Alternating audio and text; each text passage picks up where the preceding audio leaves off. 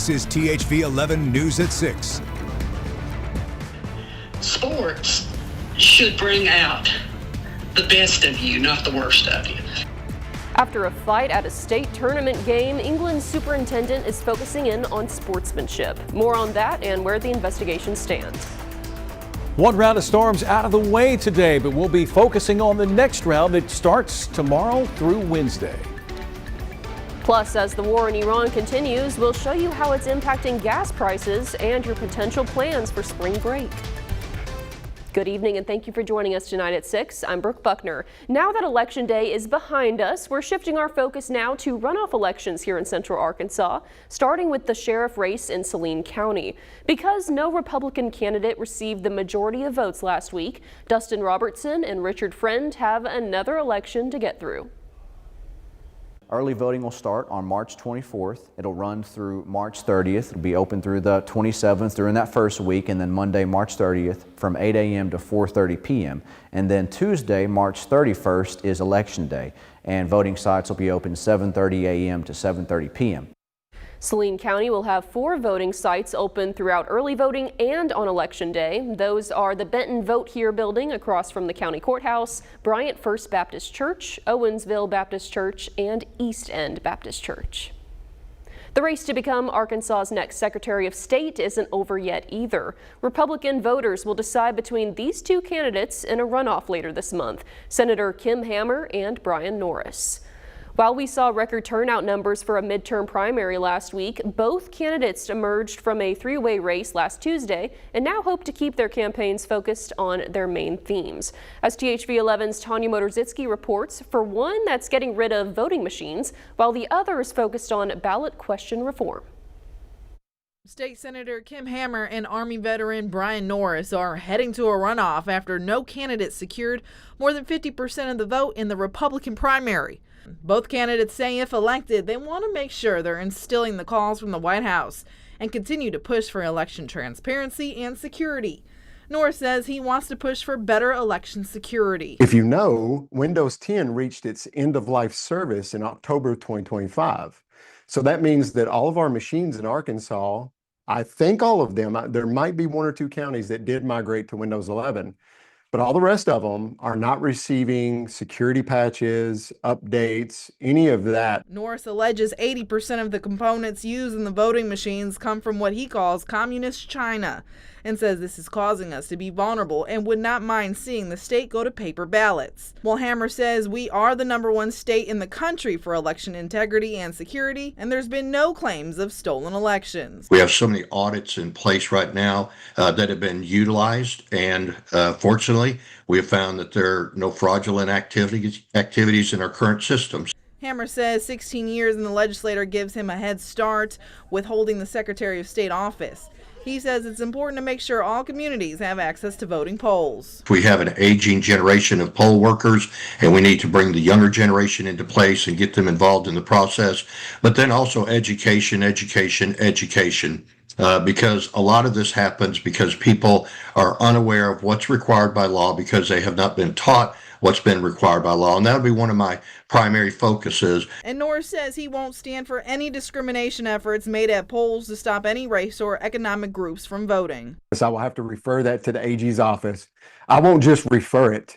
I will go and stand in his office, get on his desk if necessary, until the proper enforcement agencies are fully engaged. Both men also plan to grow businesses in the natural state. And I want to bring so many opportunities to this state to where your children and my future grandchildren can thrive in Arkansas and not just survive. We want to make sure that a business wants to get an LLC, that the turnaround time to get that LLC so they can get into business and get going quicker is a high priority. We also want to make sure they get their letters in good standing.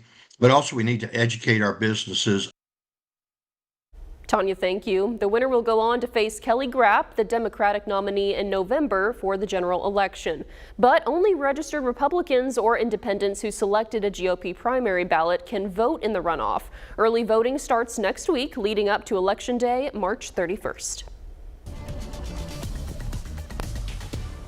Let's bring in Chief Meteorologist Tom Brandon now for a check on our weather. We had a stormy weekend, Tom, and a rainy morning today and afternoon. What's it looking like now this evening? Yeah, you're right. We've been in this periods of rain and thunder since Friday. We had a break on Sunday, but yeah, more activity today.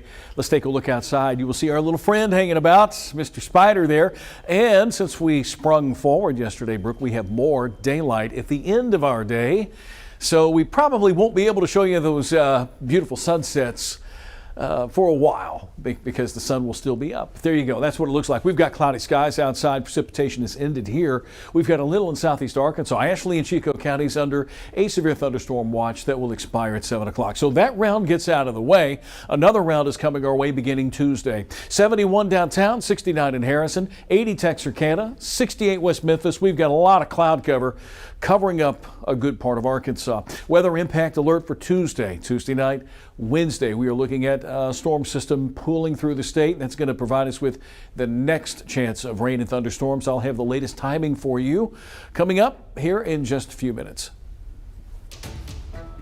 Tom, thank you. Tonight, state police have stepped in to help investigate this fight at a basketball game between England and Barton over the weekend during the 2A state tournament at Poen High. The video appears to show an England player punching a player from Barton before the benches and stands were cleared.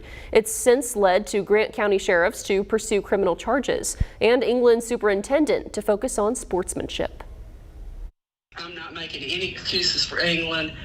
It was on us, and it was a very egregious violation of sportsmanship, and the England School District is embarrassed that this happened. We just can't have this go on, and we are going to drill good sportsmanship into our kids as much as we can.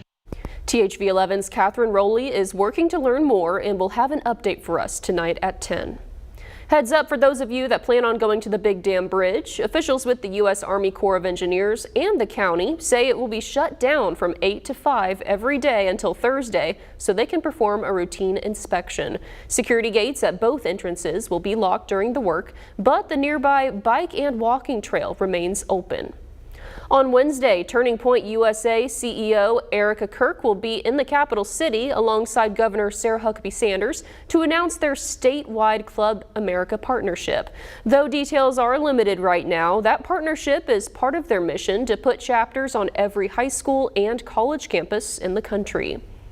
Tonight, we're continuing to follow the developing situation in Iran, and as the fighting continues, the son of the country's former supreme leader has been appointed to replace his father, who was killed in airstrikes roughly 1 week ago. President Trump says he is not happy with the appointment and had previously pushed for the U.S. to be involved in the selection process. The new leader could be a target during the war that has already seen more than 1,000 deaths, 7 of those Americans. But those tensions aren't just felt overseas, they're being felt right here at home. And as Laura Castleman reports, many are not pleased about the actions taking to the street and asking for an end to the war. Demonstrators gathered in Fayetteville asking for an end to the violence in Iran, saying the strikes are killing innocent people and putting American troops in danger. Elementary schools, they're bombing high schools, they're bombing any school, they're bombing places of worship in Iran. This comes as the U.S. launched multiple strikes on Iranian oil storage sites, showering the city in smoke. Protesters say they fear President Trump could be starting a costly new war with the Middle East. I think that while he told the Iranian people he was concerned about them, their freedom, I don't think he really cares about them. On the other side, Iranian immigrant Ihsan Samani said this is a fight for freedom. We are okay to just persist a little bit more until this war is ended, because this war was the last chance for us to survive from this regime. For those who are protesting right now against the war with Iran, I want to ask them why 50 days ago, when 30,000 of innocent people in Iran got killed in the process, no one said a word.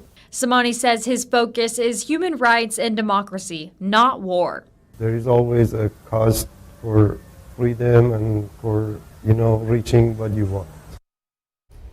The war also leading to a rise in gas prices as oil briefly reached more than $100 a barrel, a level not seen since Russia invaded Ukraine 4 years ago. Tonight, AAA reports the average cost of a gallon of gas is $3.48, up nearly 50 cents from a week ago. The highest gas prices in the country are in California, where some are paying $5.19 a gallon. President Trump posted on social media he believes the price surge is short-term and will drop rapidly. But experts say even if things ended today, it would take weeks before things went back to normal. Here at home, prices have risen 44 cents a gallon in the last week and now sit just around $3 a gallon.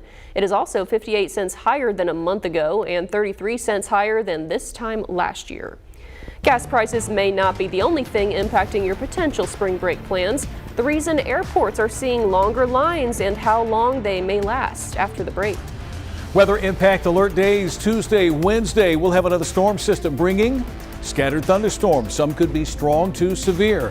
I'll have the latest timing that you need to know about after the break.